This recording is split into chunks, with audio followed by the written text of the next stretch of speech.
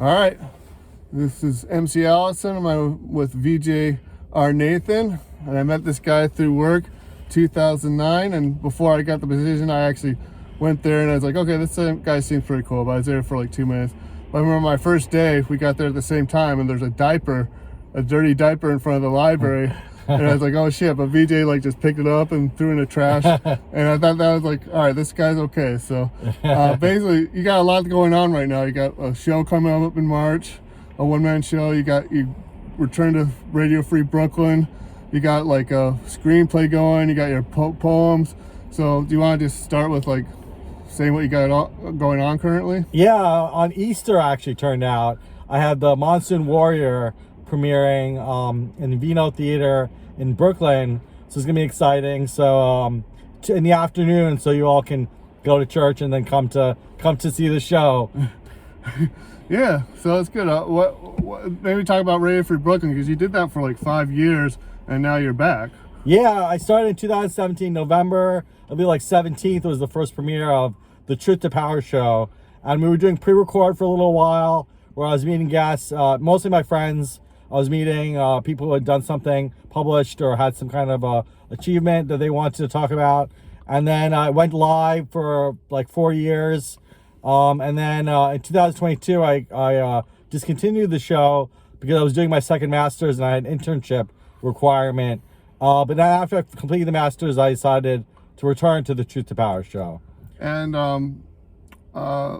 I co-hosted Truth to Power show for 10 episodes, and it was a lot of fun, and it was like kind of trying to really get into the psyche of like, you know, people's artist statements kind of, or music statements or poet statements.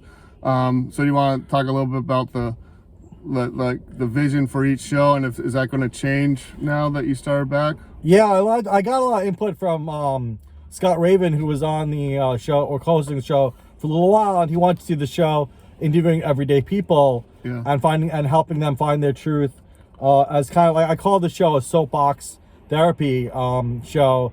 But at the same time, a lot of times people, like everyday people, will be like, what am I going to talk about, kind of thing. So I found a little bit of a obstacle to spending time kind of coaching people about what to talk about. So I decided to continue with people who have like some kind of artistic vision or statement, and exploring that, how they found their truth, and how they how that has led to their empowerment. Nice. So basically the thesis of the show is continuing, although I did consider expanding it. And you have 2 co-hosts for it that are going to alternate and stuff now? Yeah. Great co-hosts. We have co-hosts of Douglas Calla, who's a spoken word poet. You can find his Poets and Writers profile. And Jessica Mehta, who's a doctorate award winner, Dr. Jessica Doe. And you can find her website, jessicadoe.com, I believe it is, DOE. And she's going to be co-hosting every other week, with Douglas co-hosting every other week, to explore a wide range of, from indigenous poets we have lined up to more poetic musicians and artists, things like that. Yeah. Cool. And it's going to be Sundays at 7 a.m., but they archive it pretty quickly. Yeah, in about 5 days they archive it. After 5 days. And we might have a rebroadcast date, but just check radiofreebrooklyn.org, radiofreebrooklyn.org /truth to power, and radiofreebrooklyn.org's schedule to see if there's any rebroadcast dates. Okay, and I'll try, if I can, I'll try to put all the links on this, because this hopefully will be on YouTube and a blog post. So that's other things for that.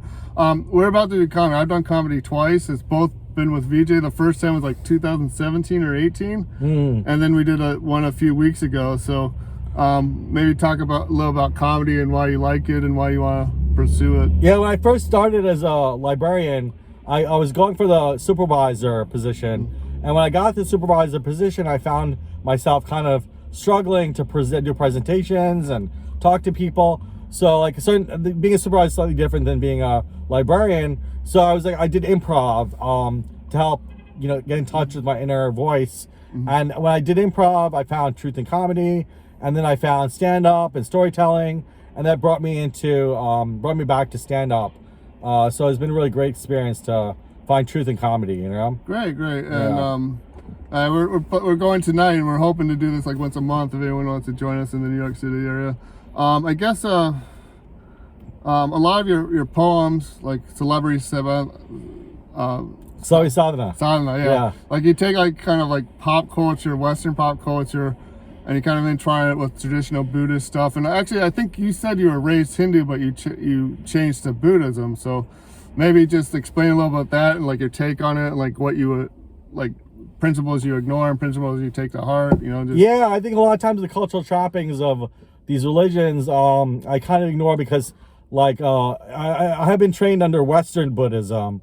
So like how Buddhism has taken root in the specific country, Zen and Western Buddhism has taken root in America. Yeah. So U.S. Buddhism or like modern Buddhism or contemporary Buddhism, I find most accessible. When you go to the Hindu temple, it's a lot of times not palatable to an American. You know, they make it very, they make it like they make assumptions that you know what the puja is about. Right. They make assumptions you know the chants they just chant without any kind of explanation or any kind of scaffolding there. Whereas I find Buddhism Western Buddhism specifically, takes a lot of time to explain to you what's going on in the puja, so that then when you do the puja, you feel a real heart connection. And when I went to Thailand and when I went to India, Buddhism in those countries are obviously foreign and they don't explain as much, although Western people who have transplanted there are able to explain in the cultural immersion programs I did do. So, yeah. And in Thailand or India, you actually got a tattoo there, right? You want to tell that story? Yeah, I got a tattoo in the Monk for a Month program, cultural immersion. It's on my forearm. It's a little weird with it's the a little camera, strange to see it. Yeah, it's hard to see it, but basically it's the Pali. It's in Pali. Pali is the spoken language of Buddha during his time, but you can write it in the script of any language. So, for example, Angelina Jolie has a Pali tattoo that's written in Khmer script, Cambodian. This is written in Shan script, which is a version of Thai, ancient version of Thai. People have displaced between Thailand and Burma. So those specific community wrote a Pali refuge vows. That I take refuge in Buddha, I take refuge in Dharma, I take refuge in Sangha. That's basically what it says. Okay. I guess. I guess with Hinduism and Buddhism, a lot of them want vegetarianism, and I know you eat whatever you want. Yeah. So I think that's one thing where you do. But I guess maybe more explain more about your interest in celebrities and pop culture and Hollywood and how that affects your writing, because it definitely affected celebrity Sabla, you know. Yeah, I like to make it accessible. And I think in regards to Buddhism and vegetarianism, Buddha himself wanted to make his religion accessible to people. And I think that's why Ananda was one of his major disciples and said to Buddha, oh, you should make Buddhism vegetarian only. And he said, then people will not receive the truth.